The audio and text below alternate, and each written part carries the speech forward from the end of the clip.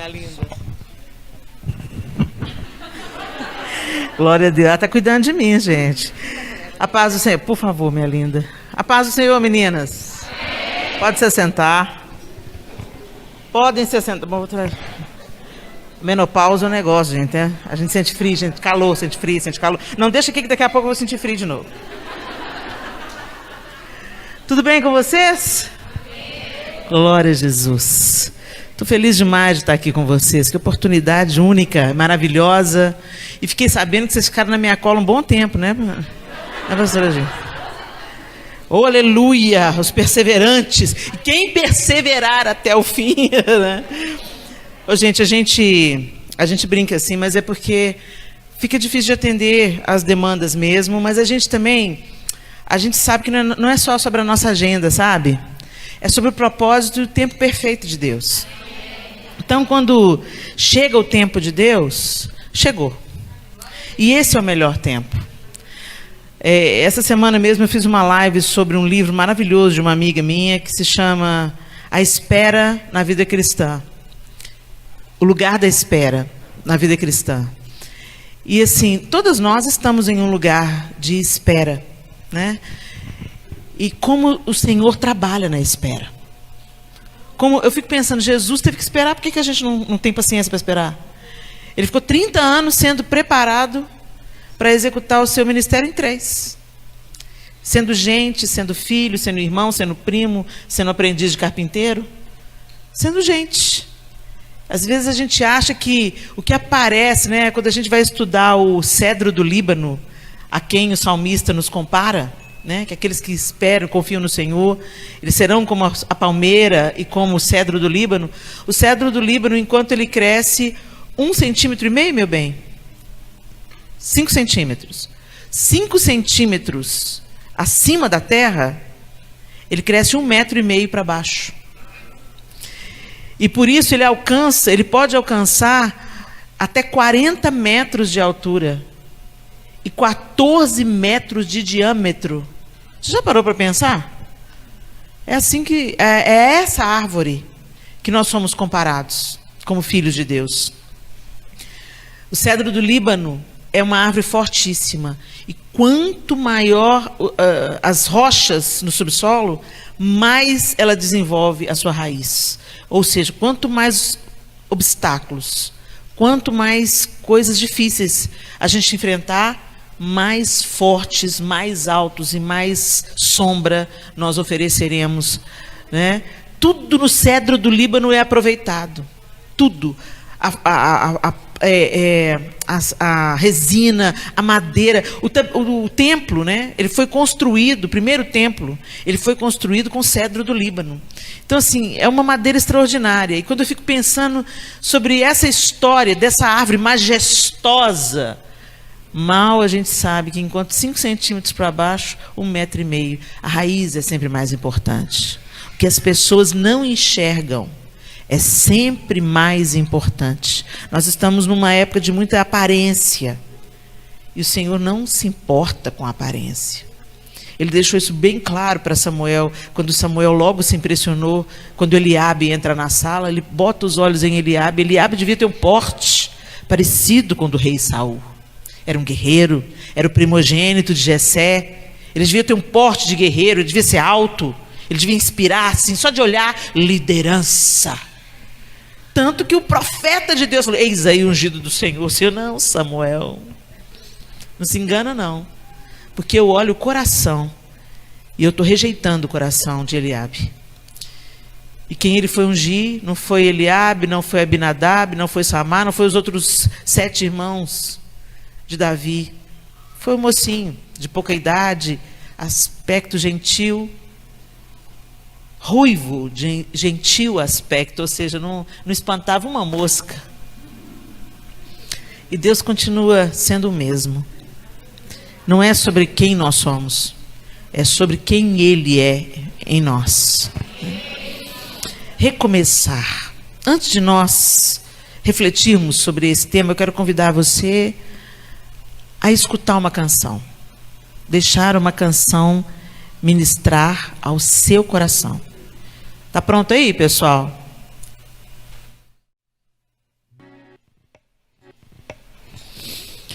O Evangelho segundo João, no capítulo 21, narra a história. Depois disso, Jesus apareceu novamente aos seus discípulos à margem do mar de Tiberíades. Foi assim. Estavam juntos Simão Pedro, Tomé, chamado Dídimo, Natanael, de Caná da Galileia, os filhos de Zebedeu e 2 outros discípulos. Vou pescar, disse-lhe Simão Pedro. E eles disseram, nós vamos com você. Eles foram e entraram no barco, mas naquela noite não pegaram nada. Ao amanhecer, Jesus estava na praia, mas os discípulos não o reconheceram. Ele lhes perguntou, filhos, vocês têm algo para comer? Eles responderam que não. Ele disse, lancem a rede do lado direito do barco e vocês encontrarão. Eles a lançaram e não conseguiram recolher a rede, tal era a quantidade de peixes. O discípulo a quem Jesus amava disse a Pedro, é o Senhor? Simão Pedro, ouvindo dizer isso, vestiu a capa, pois a havia tirado, e lançou-se ao mar. Os outros discípulos vieram no barco, arrastando a rede cheia de peixes, pois estavam apenas a cerca de 90 metros da praia. Quando desembarcaram, viram ali uma fogueira, peixes sobre brasas e um pouco de pão. Disse-lhes Jesus, tragam alguns dos peixes que acabaram de pescar. Simão Pedro entrou no barco e arrastou a rede para a praia. Ela estava cheia, tinha 153 grandes peixes. Embora houvesse tantos peixes, a rede não se rompeu. Jesus lhes disse, venham comer. Nenhum dos discípulos tinha coragem de lhe perguntar, quem és tu? Sabiam que era o Senhor.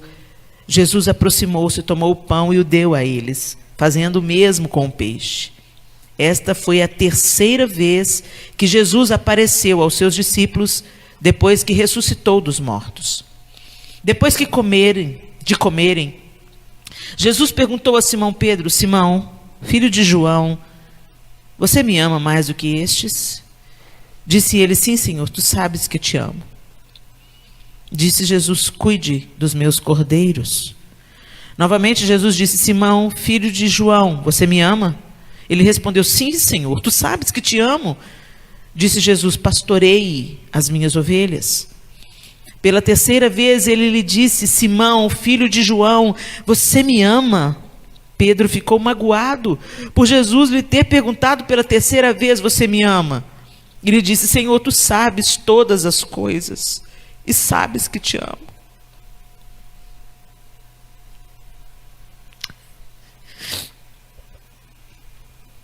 Disse-lhe Jesus, cuide das minhas ovelhas. Digo a verdade, quando você era mais jovem, vestia-se e ia para onde você queria. Mas quando for velho, estenderá as mãos a outra pessoa, e outra pessoa o vestirá e o levará para onde você não deseja ir. Jesus disse isso para indicar o tipo de morte com a qual Pedro iria glorificar a Deus. E então lhe disse, siga-me. Pedro voltou-se e viu que o discípulo a quem Jesus amava o seguia. Este era o que estivera ao lado de Jesus durante a ceia e perguntara, Senhor, quem te irá trair? Quando Pedro viu, perguntou, Senhor, e quanto a ele? Respondeu Jesus, se eu quiser que ele permaneça vivo até que eu volte, o que importa? Quanto a você, siga-me. Foi por isso que se espalhou entre os irmãos o rumor de que aquele discípulo não iria morrer. Mas Jesus não disse que ele não iria morrer, apenas disse, se eu quiser que ele permaneça vivo até que eu volte, o que importa? Este é o discípulo que dá testemunho dessas coisas e que as registrou. Sabemos que o seu testemunho é verdadeiro. Jesus fez também muitas outras coisas. Se cada uma delas fosse escrita, penso que nem mesmo no mundo inteiro haveria espaço suficiente para os livros que seriam escritos. Senhor, essa é a tua palavra, que ela ministre ao nosso coração de um jeito singular, no coração de cada mulher aqui, do jeito que cada uma precisa de receber a tua palavra. Que o teu Espírito Santo faça em nós o que só Ele pode fazer, para a glória do teu nome e em nome de Jesus. Amém. Pode se assentar. Recomeço. Segundo o dicionário, recomeço é novo começo. Ação de começar novamente, começar de novo, retomar após interrupção, refazer. Obrigada, minha linda. E a gente vê aqui claramente, eu fico curiosa sobre essas questões desse episódio de João 21, porque aqui nós temos muitos elementos. A Bíblia é quase que um documento, ela é muito precisa, ela não entra em detalhes, mas isso não significa que a gente não possa tentar ler nas entrelinhas e humanizar esse texto, né?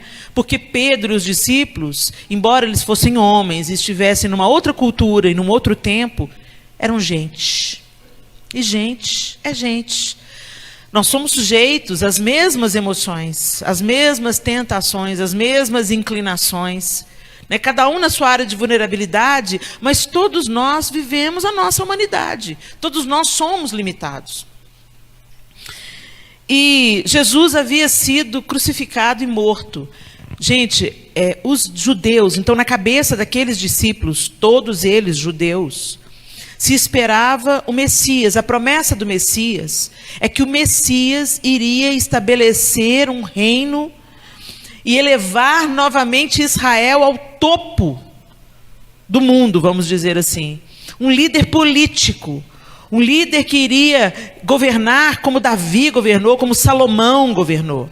E ia trazer a glória novamente para Israel. Vocês entendem? E, gente, isso vai se cumprir.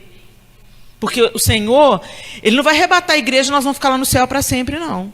O que a palavra de Deus diz é que a eternidade vai invadir o temporal.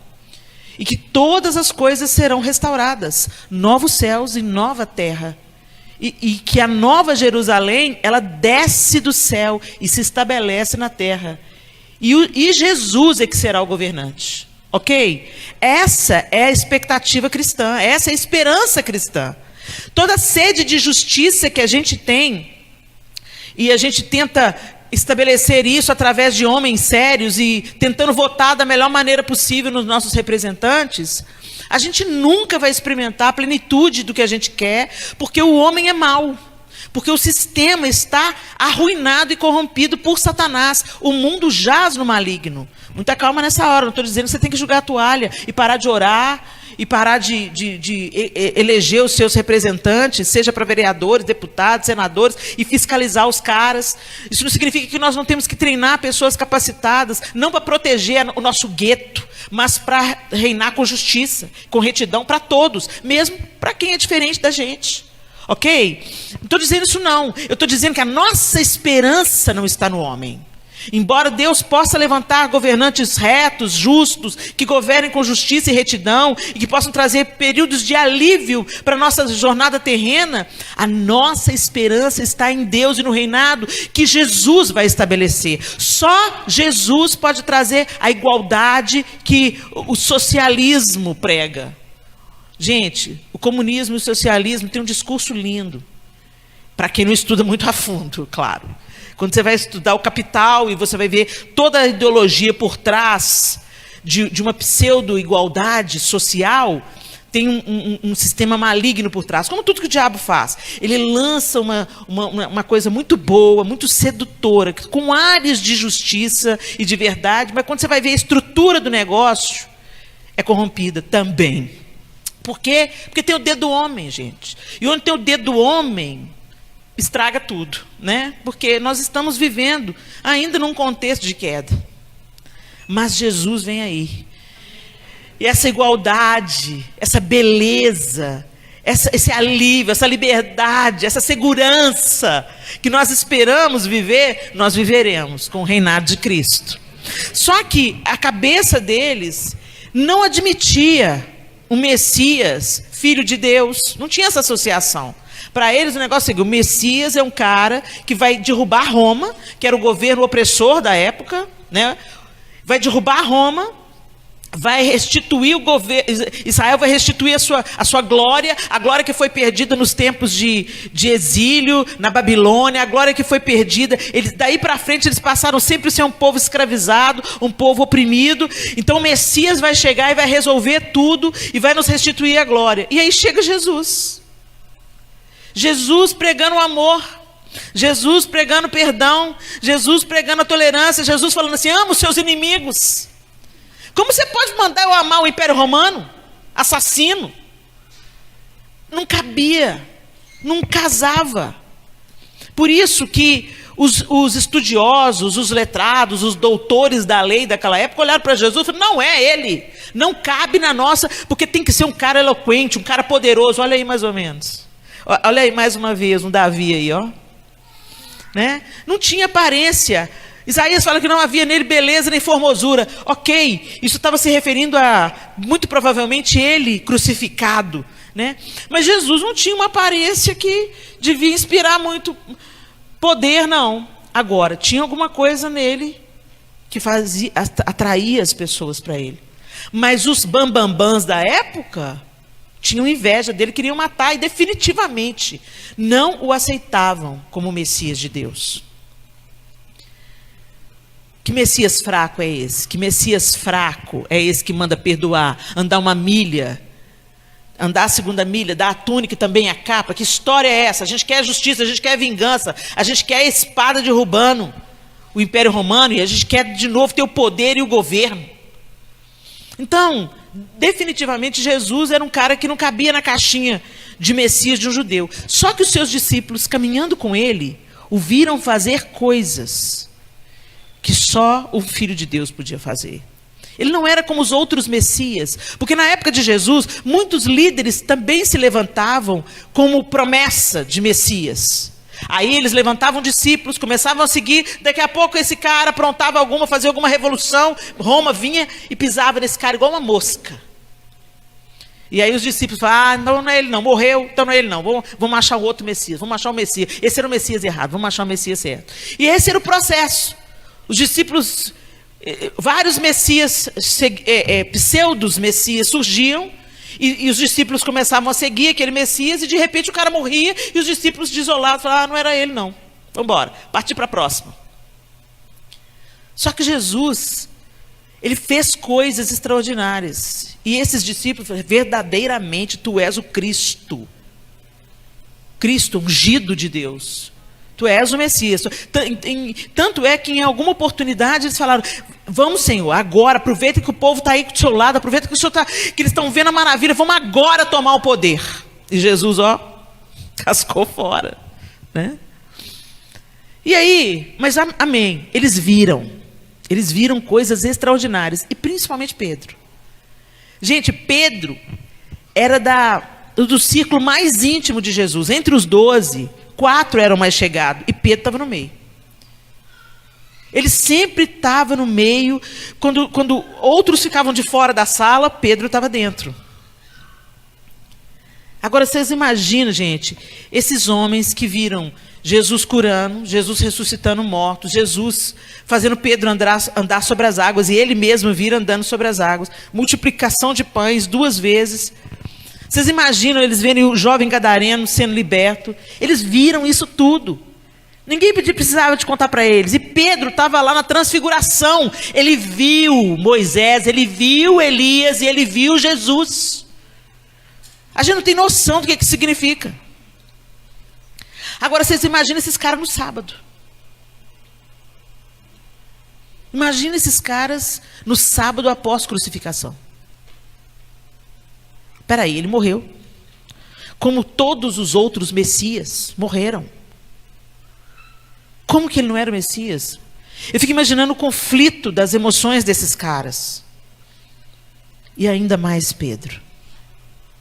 Porque Pedro negou.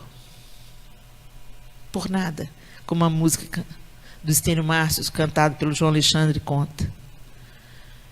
A lembrança de tê-lo negado por nada. Para livrar a própria pele, talvez, por medo, não sei. Poxa, mas Pedro era o cara. Pedro era do ciclo mais íntimo.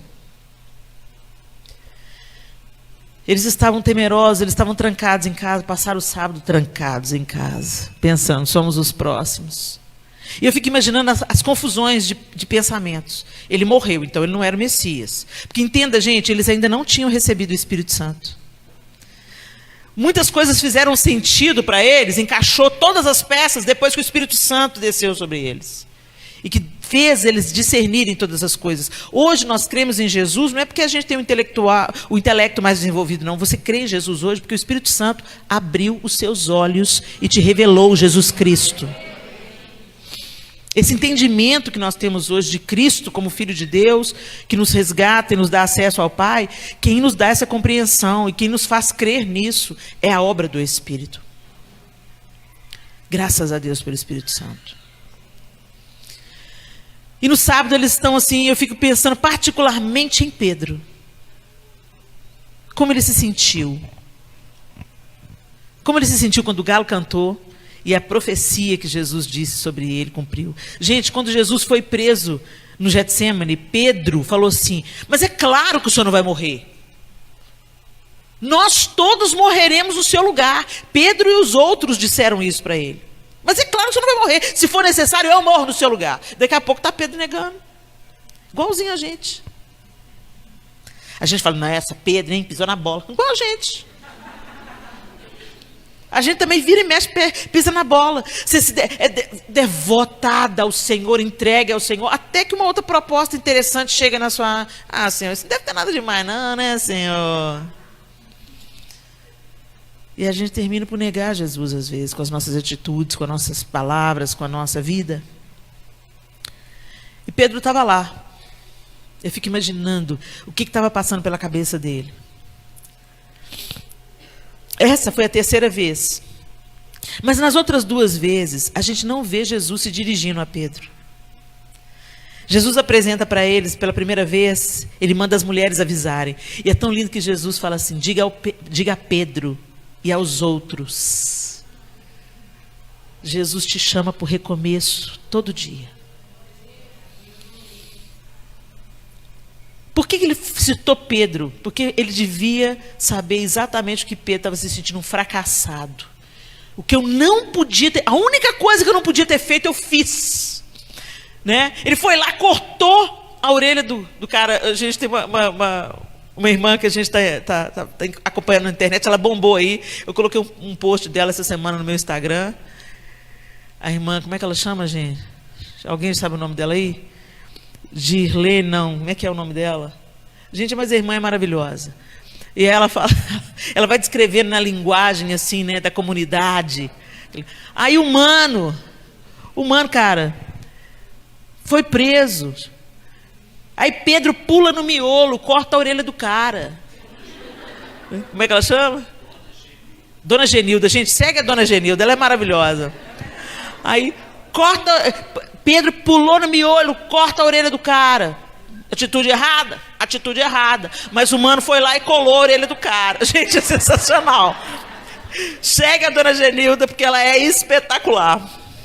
E aí, isso que eu chamo de contextualização da Dona Genilda. Maravilhosa.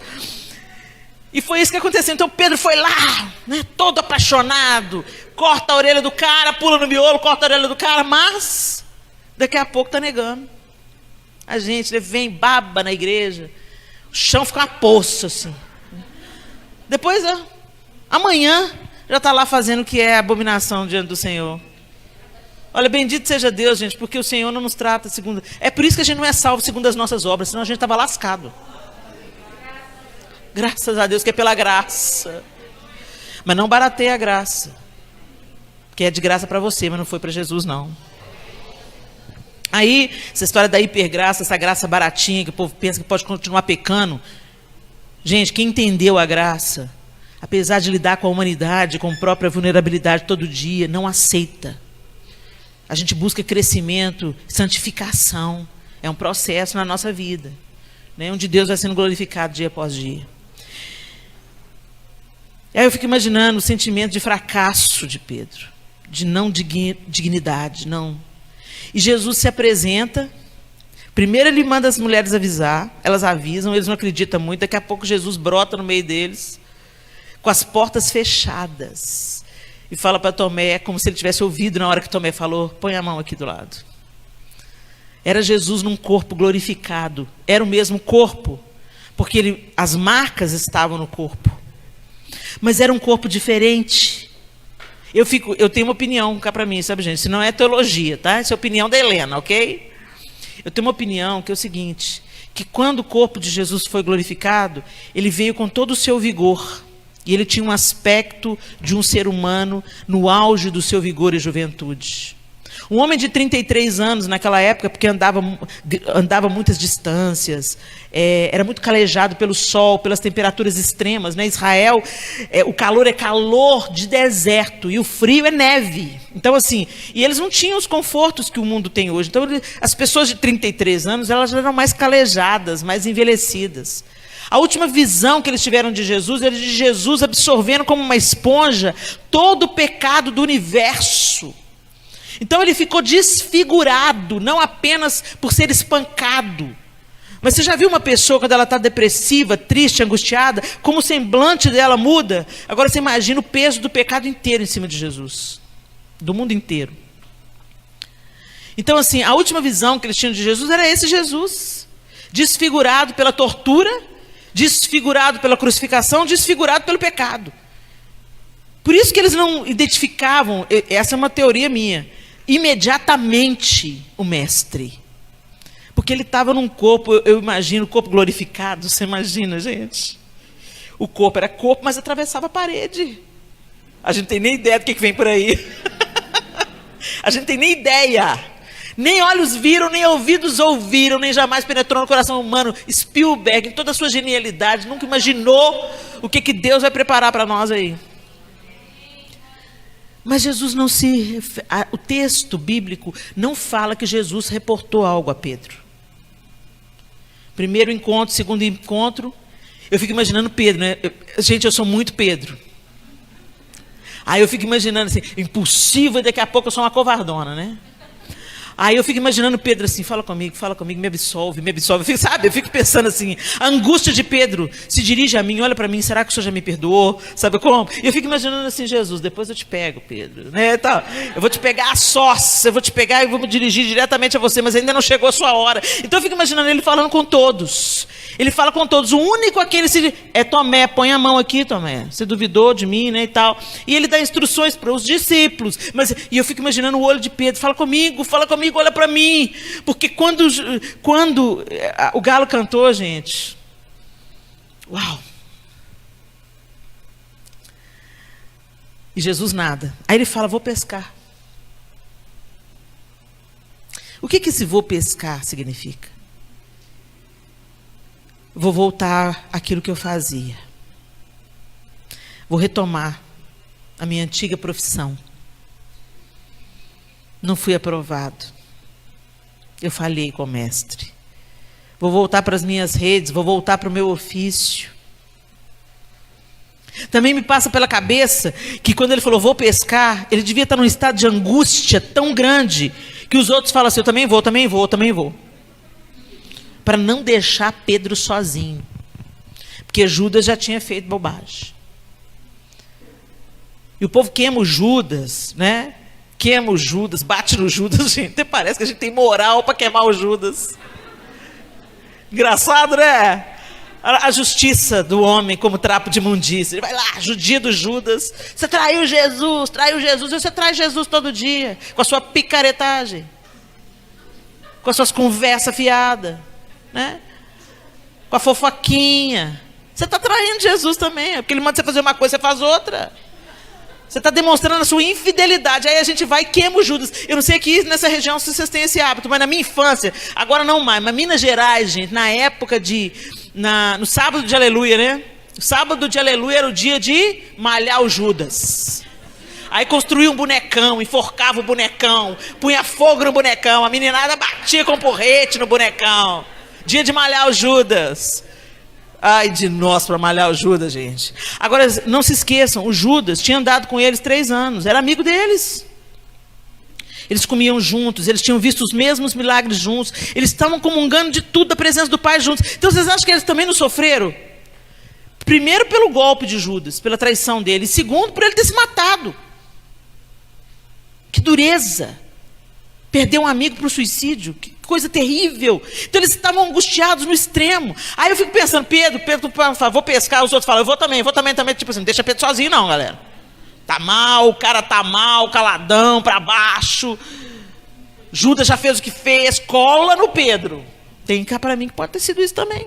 Não é teologia, só opinião. O fato é que quando ele fala, vou pescar, ele está voltando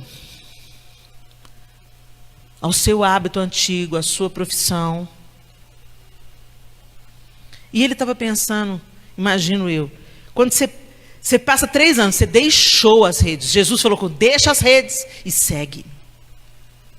Eu vou fazer de você pescador de homens, não de peixes. Jesus já tinha desenhado um outro caminho para Pedro ali. Mas quando Jesus ressuscitou e não se refere a ele nos 2 encontros anteriores, ele fala, tomei bomba.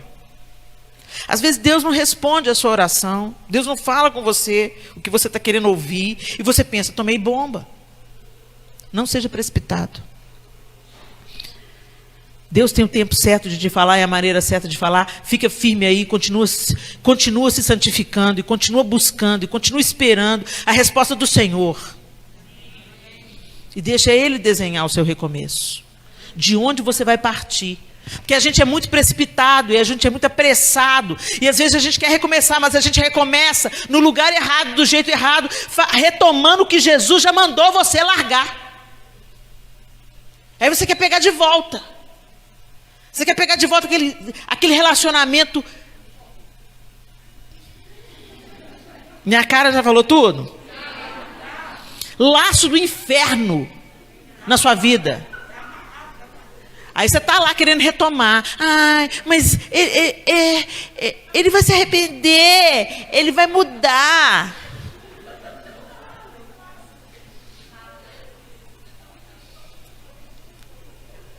Jesus já mandou largar. E você está voltando lá, bebendo, voltando para o vômito. Voltando para o pecado antigo. Voltando para antigas práticas. Voltando para a turma que te leva para o inferno. Ô, gente, ame as pessoas, mas amar não significa ter que andar junto não, tá? Você tem que amar todas as pessoas. Independente se elas creem nas mesmas coisas que você. E amar não é concordar, amar não é aplaudir, amar não é, amigo, vamos fazer um negócio junto, afinidade. Não, amar é tratar o outro com a dignidade e o respeito que você gosta de ser tratado. Essencialmente, o amor é uma decisão de fazer ao outro o bem que você quer receber. Mas fazer o bem a outro não significa colar, não significa compartilhar sua intimidade, não significa andar junto, não significa comer na mesma mesa. Ok? Tem gente que quer mudança, tem gente que não quer mudança. E isso não é problema seu. Se o Espírito Santo não convencer, não é você que vai convencer. Conta a verdade, apresenta o Evangelho, mas não quer mudança não? Quando você precisar de mim, você me procura, mas vou seguir o Mestre. Ok? Então, cuidado do que você está retomando na sua vida. Pedro foi lá, voltou para a rede, voltou para o barco. E de saída já deu, né? Pescou alguma coisa? Nada. Porque se você recomeça no lugar errado, voltando a fazer o que Deus mandou você abandonar, não tem sucesso não, gente. E se tiver algum sucesso, é o diabo que está te dando. E como diz a dona Genilda, eu lá vou querer ter comunhão com um cara que me dá com a mão e toma com as duas? É esse aí. Golpe de Estado, deu golpe de Estado no mano, foi expulso. Você tem que ouvir essa mulher, muito bem. É isso que o diabo faz, ele te dá com uma mão e toma com as duas. E sabe qual é a intenção dele? Te levar para morar com ele. É isso que você quer? Então tome tento. Aí Jesus, Pedro vai pescar, os outros vão junto, todo mundo colado em Pedro. Pescaram nada. O texto diz que eles ficaram lá a noite toda e não pescaram absolutamente nada. Até que um cara, na praia, falou, joga a rede do outro lado. Estamos aqui, não temos nada a perder. joga a rede do outro lado. Aí João já entendeu. É o mestre. Quando João fala é o mestre, Pedro estava pelado, pega uma roupa, se veste. É assim que nós somos encontrados pelo mestre, né? Nus, despidos. Não tem nada que possa cobrir a nossa vergonha diante de Deus. Todos os seus desvios de caráter não surpreendem a Deus. Eu decepcionei Deus. Não decepcionou, porque Ele não teve expectativa. Ele sabe quem você é. Ele sabe como é o seu coração mais do que você sabe. Então não pense você que você impressiona Deus ou que você decepciona Deus. Ele te conhece. Quando você estava sendo tecido no ventre da sua mãe, Ele já te conhecia. Ele conhece o seu coração, o profundo e o escondido. Ele esquadrinha os seus pensamentos. Então às vezes você engana todo mundo, mas você não engana Deus. Mas Pedro ainda tentou, né? Estava lá peladão, veste uma roupa e pula na água. Olha o apaixonado aí de novo. Gente, estava a 90 metros. Espera o barco chegar, querido. Não, o desesperado do Pedro pula dentro da água. E eu não o culpo, eu faria o mesmo. Eu faria o mesmo, né? Porque ele estava desesperado por uma palavra dirigida a ele. Ele estava perdido, sem direção. Talvez foi assim que você entrou aqui nessa noite. Você está na igreja, sua aparência de que está tudo bem. Ai, tudo bem, a paz do Senhor, tudo maravilhoso, tá nada. Olha, você pode mentir para todo mundo, você pode, ter a máscara social para todo mundo, mas o Senhor te vê hoje como Ele viu Pedro no barco, nua. Seus pensamentos, suas emoções fragilizadas, seus questionamentos. Deus, por que o Senhor permitiu? Por que nós estamos passando por isso? Por que eu perdi fulano? Por que o mal existe? E essas crises que se abatem sobre nós, principalmente quando nós estamos vulneráveis pela incredulidade e pela negativa de Jesus. Pedro se tornou um cara vulnerável. Por quê? Porque ele negou Jesus. E ele negou Jesus verbalmente, mas eu volto a insistir, nós negamos Jesus na maneira que a gente vive o Evangelho. A gente fala uma coisa, mas vive outra. A gente é crente na igreja, mas quando chega em casa, que a gente tem que ser crente na hora de tomar uma decisão, na hora de tratar um filho com um caminho diferente, na hora de resolver um conflito no trabalho, ou na hora de resolver um BO com alguém da igreja, a gente não é crente, não. A gente se entrega à fofoca, à maledicência, a gente cultiva ódio no nosso coração, a gente toma todos os caminhos que são totalmente ao contrário do cristianismo. E isso é negar Jesus, cara. A gente pensa que negar Jesus é só falar, não conheço. Mas quando você vive de um jeito destoante do Evangelho de Jesus Cristo, você está dizendo, não conheço. Porque se você conhecer, você está vivendo do jeito que Ele propõe. Mesmo com a sua humanidade. Entenda, gente, nós ainda não somos perfeitos. Nós só seremos perfeitos naquele grande dia, quando nós o virmos como Ele é, e seremos como Ele é, transformados imediatamente. Vai ser um dia glorioso, quando você não tiver mais que lidar com a miséria da sua carne. Quando você receber um corpo glorificado, e quando Jesus olhar dentro dos seus olhos, você vai ser como Ele é, vai sentir como Ele sente, vai ver como Ele vê. Que mundo glorioso que nós vamos viver. Mas até lá, nós estamos vivendo um dia de cada vez, de fé em fé, de glória em glória, até ser dia perfeito. Mas enquanto esse dia perfeito não chega, a gente está num processo de santificação. Ou seja, eu lido com a minha, eu volto a dizer, eu lido com a minha humanidade, mas eu não me acomodo a ela. Eu quero produzir o fruto do Espírito. Como eu não posso produzir em mim mesma, porque o fruto que a gente produz é de plástico, ele dura 2 meses. Na primeira crise familiar, você tira o pacificador e pá, vai de cara, com a mão na cara da outra. Aí você pensa, não era paz nada, era teatro. Mas aquele que está em Cristo é nova criatura. Ou seja, se você se ocupa de contemplar Jesus, Ele vai sendo tecido em você. O caráter dele vai sendo imprimido em você. Vocês entendem isso? É por isso que Antes do Espírito Santo, os discípulos são um. Depois da ressurreição e do Espírito Santo, o Pedro covarde morreu de cabeça para baixo. O Pedro que negou, proclamou e foi preso e foi açoitado e continuou proclamando. O que fez do Borra-Botas um cara transformado? O poder do Espírito Santo de Deus, a revelação plena de Jesus. Veio a plenitude. Ele compreendeu, as fichas encaixaram, o quebra-cabeça colou. Uau! É mais do que aquilo que eu imaginava, é muito mais. Veio a revelação do Espírito. E eles começaram então a não andar pela carne, mas andar no Espírito.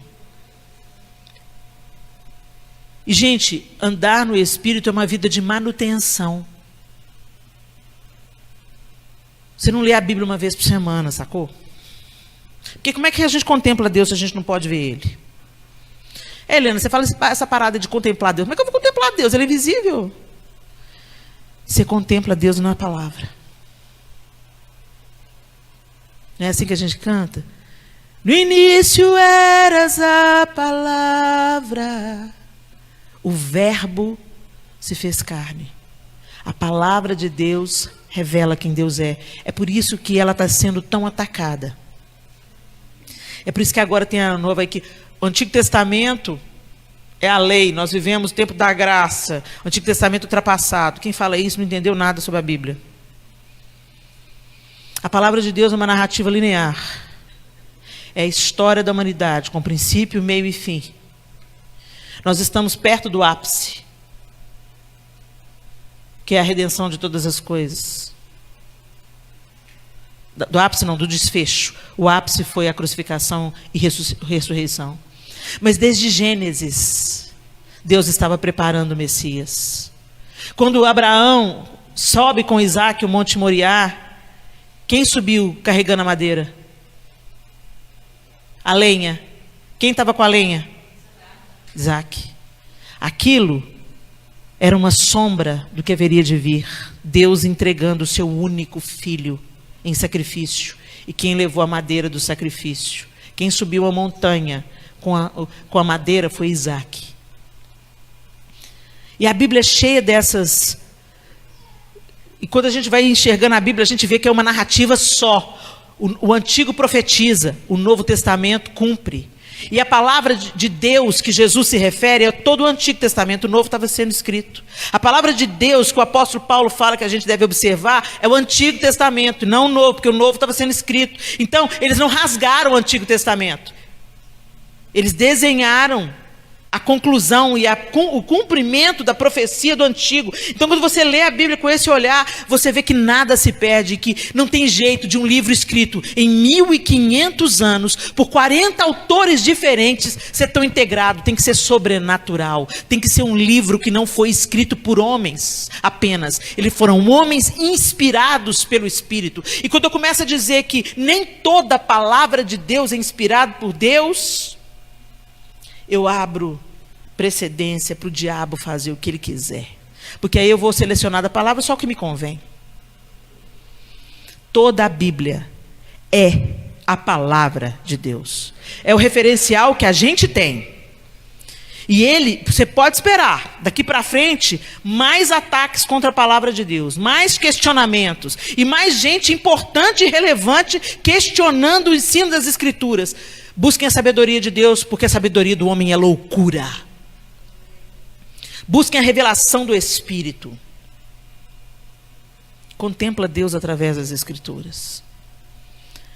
Quando você começa a ler a palavra, você entende quem Deus é. Hoje, graças a Deus, nós temos muitos autores que nos dão ferramenta para a gente entender as Escrituras de uma maneira que você não entende. Às vezes te parece complicada a leitura. Primeira coisa, pede o Espírito Santo para te ajudar. Toda vez que você for ler a Bíblia, fala: Espírito Santo de Deus. Jesus disse que ele não poderia ir embora sem deixar o Senhor, porque o Senhor nos ensinaria todas as coisas. Então eu quero que o Senhor me ensine a palavra. Me dê discernimento da palavra, que a minha mente seja submetida ao senhorio de Cristo, que o diabo não influencie o aprendizado da palavra. Se nós não nos enchermos de Deus, nós vamos nos encher de outras coisas, mas vazio a gente não vai ficar. Porque o nosso potencial para colocar um ídolo no lugar de Deus, ele existe. O maior problema do homem é a idolatria. Se Deus não ocupa o centro da nossa vida, outras coisas vão ocupar o centro da nossa vida. E isso nos leva a caminhos errados, a recomeços equivocados. Então, mergulhe em Deus. Não se contente apenas em vir na igreja no domingo ou usar uma camisa estampando uma mensagem do Evangelho. Não se contente em apenas falar o crentez fluente ou a seguir influenciadores cristãos nas redes sociais. Tenha a sua vida com Deus. Porque é a sua vida com Deus que vai te fortalecer no dia da tribulação e não vai te deixar vulnerável para você negar Jesus. Jesus encontra Pedro na praia. Ele vem nadando. E Jesus estava esperando com pão e peixe. Deus tem comida para você. Ele fala: eu sou o pão da vida.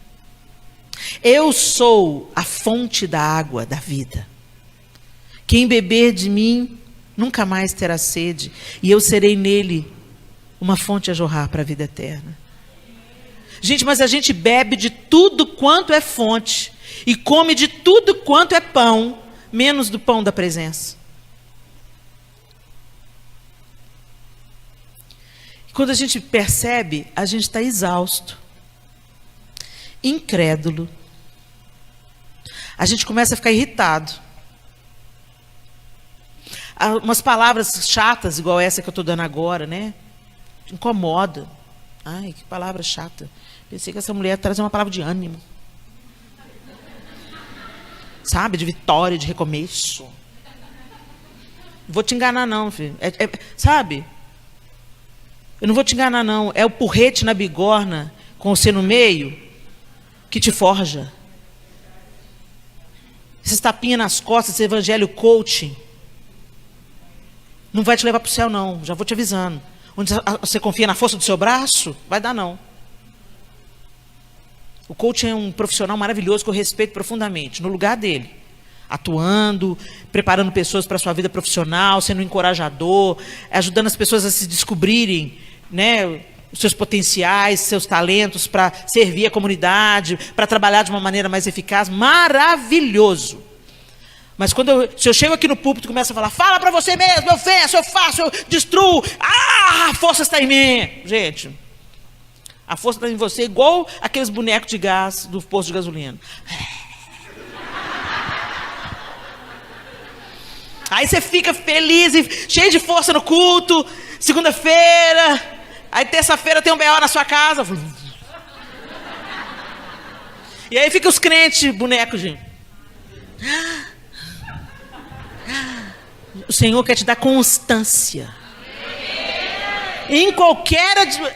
o pau está quebrando, a adversidade está pegando, mas eu sei em quem tenho crido. E eu sei que Ele é poderoso. Estou entendendo nada, Senhor, mas o Senhor está no controle. Com a vozinha da Eixla, assim, bem tranquila. Essa firmeza é a comunhão, é o tete a tete com Deus que vai te dar. Nós não temos isso em nós mesmos. Por isso a gente tem que buscar. Buscar-me-eis e me encontrareis quando me buscardes de todo o vosso coração. Serei achado de vós, diz o Senhor, e farei mudar a vossa sorte. Mas a gente não busca. Agora, quando a coisa aperta, aí a nossa vida de oração tem um upgrade. Então por que você acha que tem essa pandemia aí? Hashtag fica a dica. Porque o Senhor não desperdiça nada. E Ele tem um propósito em tudo aquilo que Ele permite. Se Deus está permitindo essa pandemia acontecer, tem um porquê nisso aí. Talvez é porque a gente estava distraído, apegados às coisas desse mundo, como se o céu fosse aqui. envolvidos nas nossas ideologias políticas. Qual que era a distração? Recomeça. Aproveita a oportunidade antes que o barco balance mais. Eu tenho pedido ao Senhor, Senhor, me dá um ouvido sensível para eu entender da primeira, para eu não precisar do seu megafone no meu ouvido, para eu tomar uma posição na minha vida. O Senhor não saiu do controle, o Senhor não está medindo forças com Satanás, o mundo jaz no maligno, os homens entregaram o planeta ao diabo, mas Deus continua sendo o soberano. E se Ele está permitindo a bagaça que essa pandemia está fazendo na vida de muitas pessoas, Ele tem um propósito por trás disso. Tem gente que vai perseguir o propósito, e tem gente que vai erguer punhos para Deus e culpar a Deus. Escolha o seu lado. E recomece do jeito certo. Coma na presença de Deus. Senta na beirada da fogueira. Eu fico imaginando, né? A fogueira estava ali, com os pães quentinhos, o peixe preparado, e certamente para secar as roupas de Pedro. Chega perto, Pedro, chega perto. É a hora da verdade, ali em volta da fogueira. Melhor lançar tudo que é palha no fogo. Olha bem dentro dos olhos do homem que reparte o pão e me diga se alguém é capaz de enganá-lo. Tu sabes todas as coisas, Senhor. Então para de mentir para Deus, minha linda. Para de se esconder de Deus.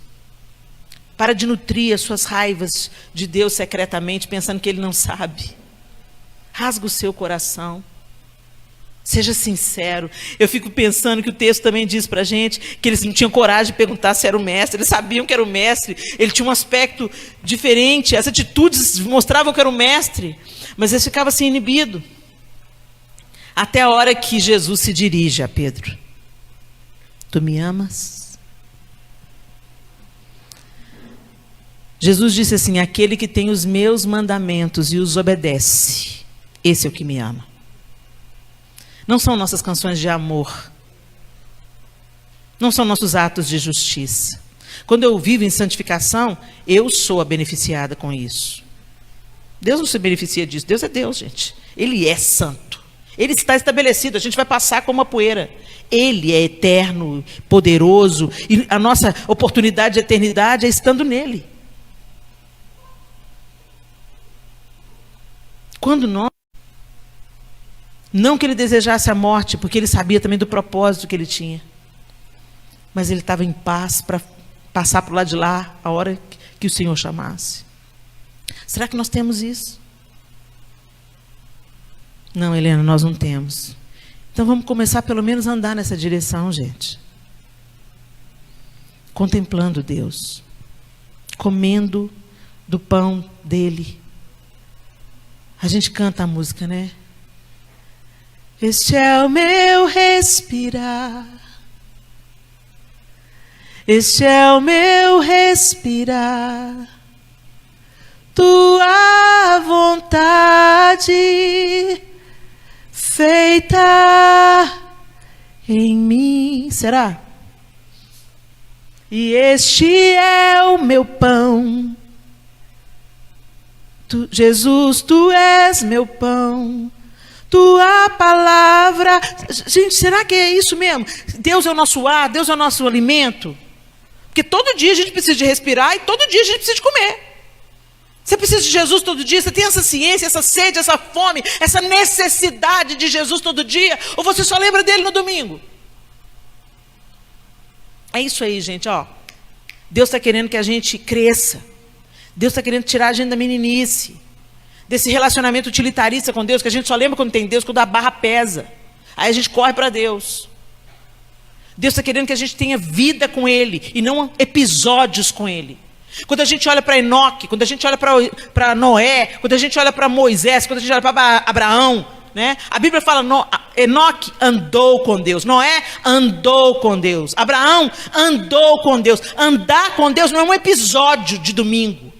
Não é, eu estou junto, depois a gente se encontra, parceiro. Andar com Deus é estar constantemente com Ele, sempre diante dEle. Será que a gente tem essa consciência da presença?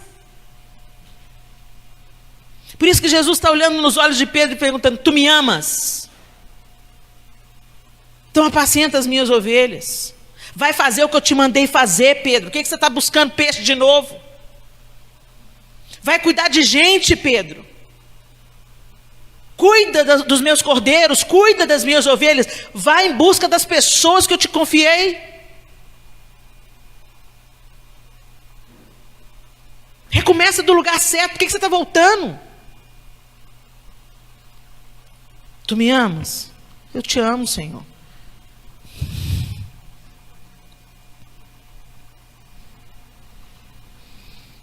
Sim, Senhor. Tu sabes que eu te amo. Pastorei as minhas ovelhas. Pastorear é dar comida, né? Providenciar pasto para as ovelhas, é proteger do lobo devorador, dos predadores. Isso é pastorear, é cuidado. Cuida dos meus pequenos, Pedro. Cuida de todos aqueles que ouviram as boas novas do Evangelho. Tu me amas? Tu sabes que eu te amo. Primeiro ele falou: cuide dos meus cordeiros. Depois ele falou: pastorei as minhas ovelhas. Depois ele falou: cuide das minhas ovelhas.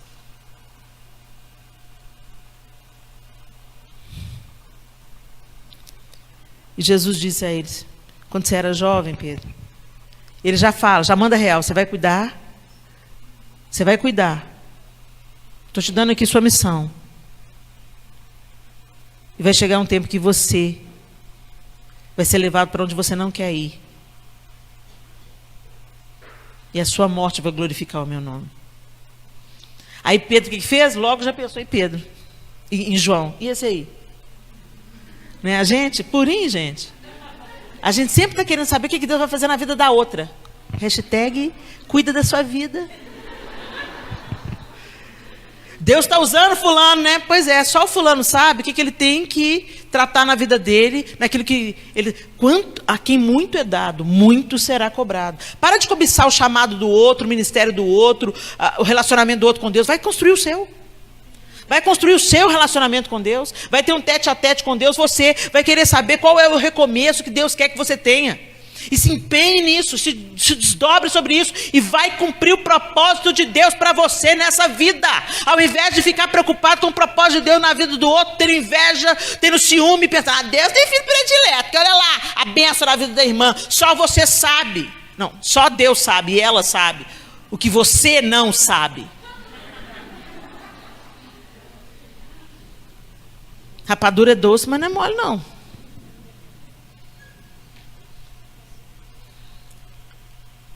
Só eu sei o que me custa. E só você sabe o que te custa. Mas eu posso te dizer uma coisa: nada do que a gente faz vai custar tanto quanto aquilo que Jesus fez. Então não sinta pena de você. Não sinta pena de você. Ah, Deus, mas te obedecer é tão difícil. Difícil foi morrer na cruz, sem ter culpa nenhuma. Difícil é, às vezes, aguentar a gente na nossa infantilidade cristã. Mas Ele permanece inabalável. Então, sai do vitimismo, do coitadismo, sabe, gente? E vai para a volta da fogueira com o Senhor e deixa Ele olhar nos seus olhos e deixa Ele te perguntar: Cíntia, Rafaela, Mônica, Sandra, Rita, Helena, Gisele, tu me amas? Sim, Senhor. Você pode responder: eu te amo. Ama mesmo? Está me obedecendo? Está vivendo os meus propósitos? Entra nesse caminho de amor. Recomeça. Às vezes a gente experimenta Jesus e a gente vive aquele Primeiro amor. Ai, que delícia. A gente quer faxinar a igreja, lavar o banheiro, abraçar todo mundo. Por que a gente perde isso? Porque a gente descuida da manutenção. A vida cristã precisa de manutenção, precisa de contemplação, precisa de oração. Não tem relacionamento sem conversa, gente. Se você não ora, você não conversa com Deus. Que relacionamento é esse que você não conversa com Ele? É esses aí que vão ouvir. Não te conheço. Mas, Senhor, em teu nome profetizei. Eu curei enfermo, eu expeli demônio. Não te conheço, não. Nunca conversei com você. Relacionamento não é saber o nome de Jesus, não. Como é que é o seu nome? Rafaela. Olha, eu falei do seu nome, Rafaela. Não sabia de nada, Jesus sabia. Rafaela, você é solteira ou casada? A Rafaela é solteira. Você vive com seus pais ou sozinha? Vive com seus pais, olha. E você é daqui da Bola de Neve? Olha que benção, ela é daqui da Bola de Neve. Nasceu aqui? Em Apucarana? Nasceu aqui em Apucarana. Ó. Ela é Rafaela, nasceu em Apucarana. É solteira, mora com os pais. Eu conheço a Rafaela, gente? Não. Essa é a Helena Tanuri, ela prega o evangelho, tem 4 filhos, é casada com o João. Vocês conhecem a Helena? Não. Vocês conhecem o que eu faço? Tem que andar junto. Tem que comer 1 quilo de sal. E para comer 1 quilo de sal, leva tempo. Muitas refeições compartilhadas. E é isso que o Senhor quer ter conosco. Andar junto. Como Enoque andou com Deus. Como Noé andou com Deus. Como Abraão andou com Deus.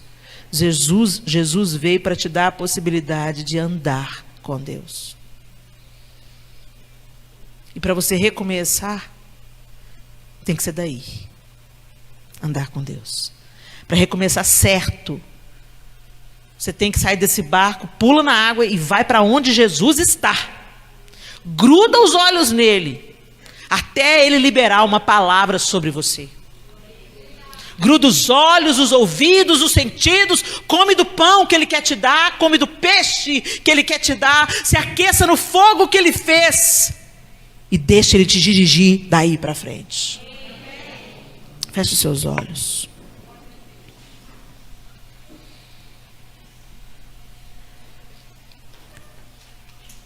Faz uma autoanálise.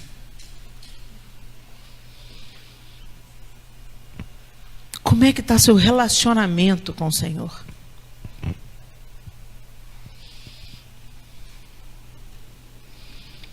Que pensamentos você tem sobre o Senhor?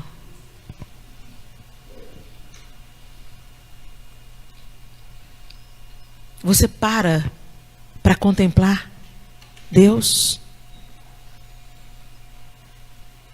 Para pensar sobre seus feitos, sua glória, sua majestade?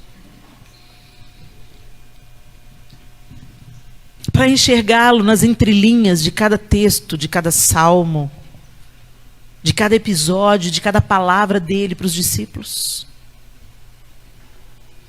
Você tem buscado ao Senhor de todo o seu coração? Mulher, você ama o Senhor com todo o seu coração, com toda a sua alma e com todo o seu entendimento? O caminho da religião é um caminho tentador, mas extremamente perigoso, porque ele nos ilude. Ele nos dá a sensação de nós vivermos e termos um relacionamento com Deus enquanto não temos.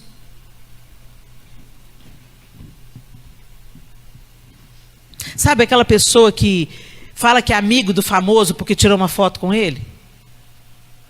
Não tem relacionamento, foi só uma foto.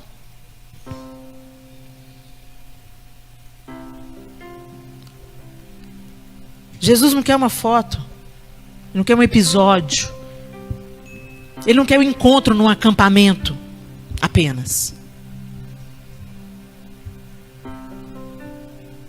Ele não quer apenas uma refeição ao redor da fogueira na praia. Ele quer todas as refeições.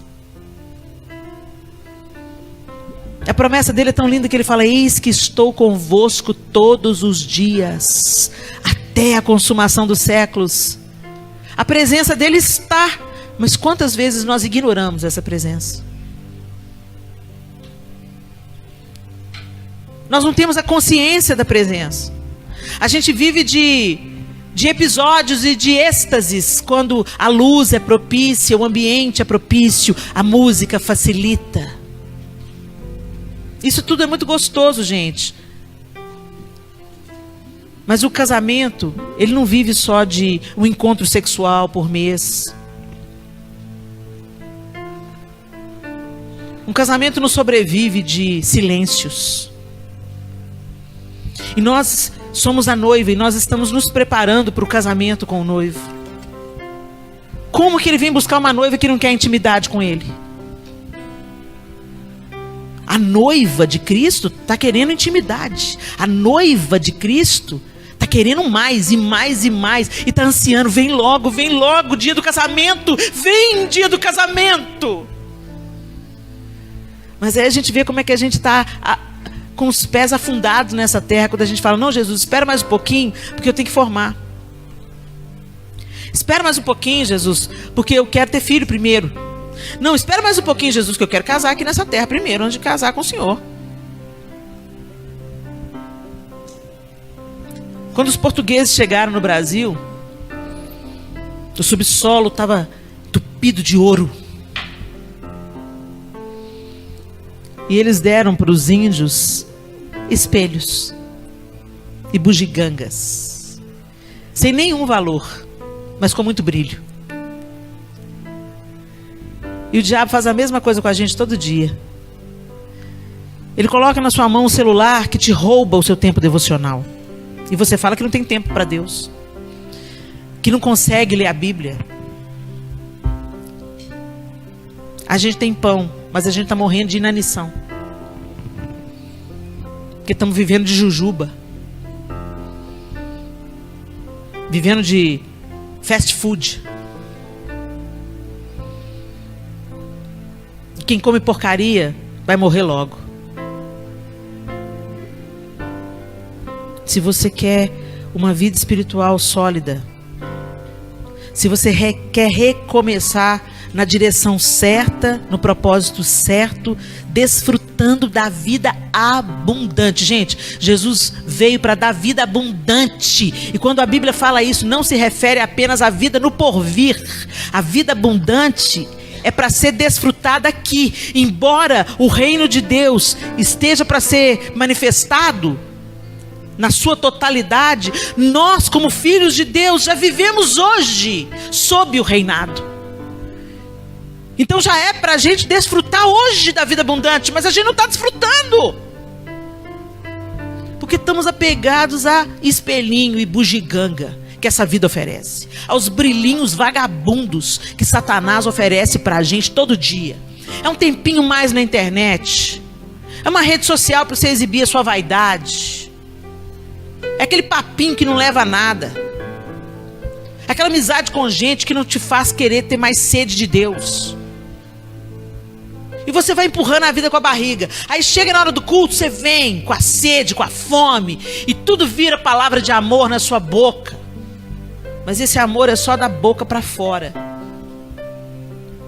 Porque amor é decisão, é escolha e é sobretudo atitude. O amor faz. O amor não só se declara, ele se declara sim. Ele diz: eu te amo. Ele se derrama, ele se derrete. A gente se rende em adoração, no público e dentro do quarto. Não é só uma performance coletiva, é uma vida de adoração que rola lá no seu quarto, quando ninguém está te assistindo. O Senhor está nos chamando para o recomeço de uma vida rendida a Ele.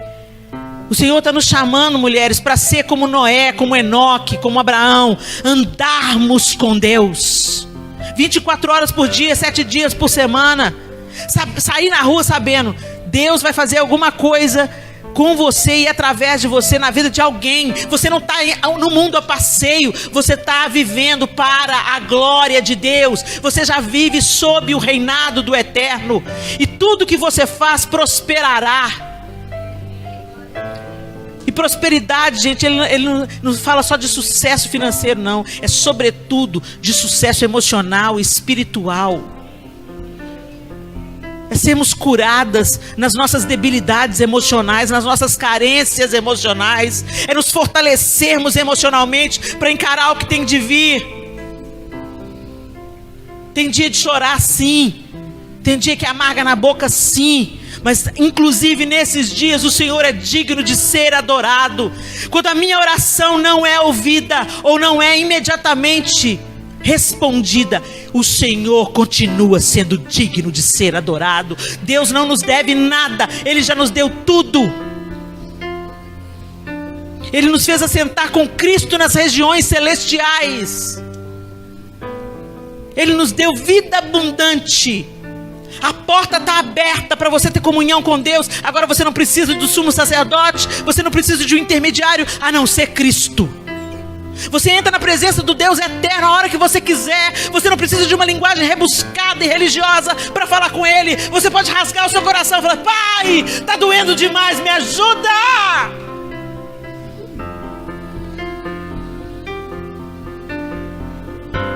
Mas a gente fica na superfície. Deus te chama para o mergulho.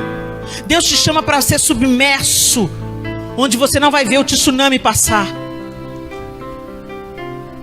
Mas você prefere ficar na praia e ser atingido em cheio pelas ondas gigantes que esse mundo tem. Sai do raso. Deixa Deus te submergir. Deixa a graça te afogar. Mergulhe em Deus. É tão lindo quando a gente está no fundo da água. Os ruídos diminuem.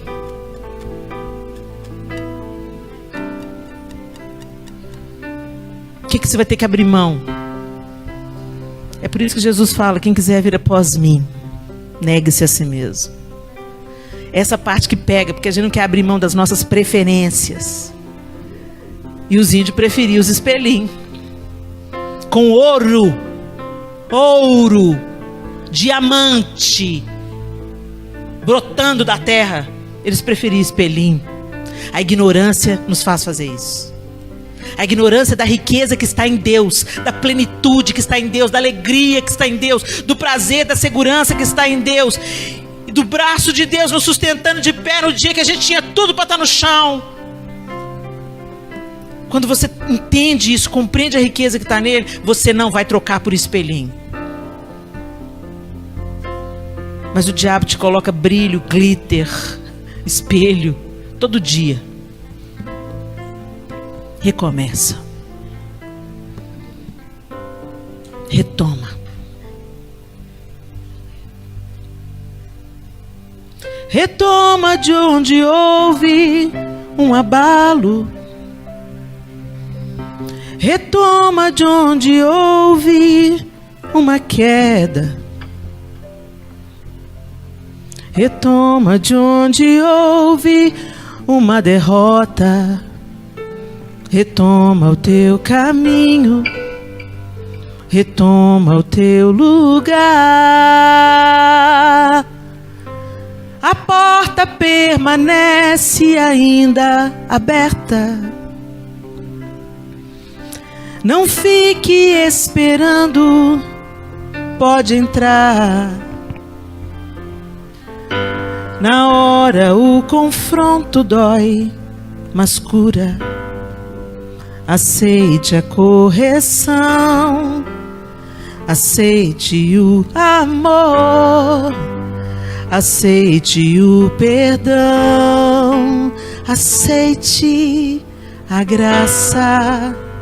Receba a correção, receba o amor, receba o perdão, receba a cura. Cura no Senhor.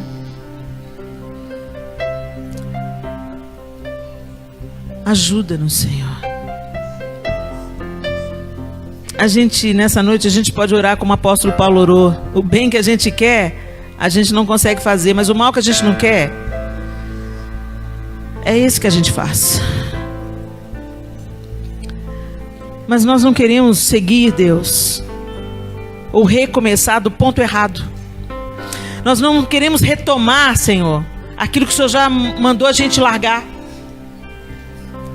A gente não quer voltar a chafurdar na lama, a gente não quer voltar para a incredulidade, para o lugar da crítica, para o lugar da insensibilidade, ou para o lugar da culpa. A gente quer recomeçar do seu jeito, porque o Senhor conhece o caminho. E nós te pedimos, Jesus, assim como o Senhor veio e o Senhor se mostrou para Pedro e os outros naquela praia, e o Senhor anulou as 3 negativas, dando a Pedro a oportunidade de declarar o seu amor por 3 vezes também. Nós te pedimos, faz o mesmo conosco nessa noite. O Senhor conhece cada mulher nesse auditório, cada homem também que está aqui. O Senhor conhece cada um pelo nome. O Senhor sabe a história de cada um, a dificuldade de cada um, a luta de cada um, os limites, as vulnerabilidades, de um jeito singular. Só o Senhor conhece. E eu te peço, Deus, vai de encontro agora ao coração dos meus irmãos e irmãs. E revela a eles os recomeços errados. E conduz cada um deles aos recomeços certos. O recomeço que glorifica o teu nome, o recomeço que aponta para ti, o recomeço que rende a vida diante de ti, o recomeço que nos leva a conhecer-te e a desfrutar de todas as suas dádivas. A vida abundante que o Senhor Jesus conquistou para nós é essa que nós queremos. Então nos dê o discernimento entre os espelhinhos e os falsos brilhos desse mundo e o que é precioso. Que a palha seja lançada no fogo e seja queimada, mas que aquilo que é precioso seja preservado na nossa vida. Nos ajude pelo poder do Teu Espírito em nós a identificar o que é vil e o que é precioso. Ajusta as nossas prioridades e valores. Nos desmame desse mundo, Senhor. Nos desmame das nossas idolatrias que achamos que não são, mas que estão ocupando o lugar que é seu no nosso coração, deturpando as nossas prioridades. Ajuda-nos, porque nós confiamos em Ti, no Teu amor pleno, completo, perfeito. Nós nos abrigamos sobre esse guarda-chuva da graça, da misericórdia renovada todas as manhãs, do Teu amor insistente e absurdo, incompreensível. Que esse amor nos cure, que esse amor nos liberte, que esse amor nos transforme, que Ele nos envolva, que Ele nos invada e que Ele se manifeste através de nós nesse mundo. Nós oramos em nome de Jesus. Amém e amém. Aleluia.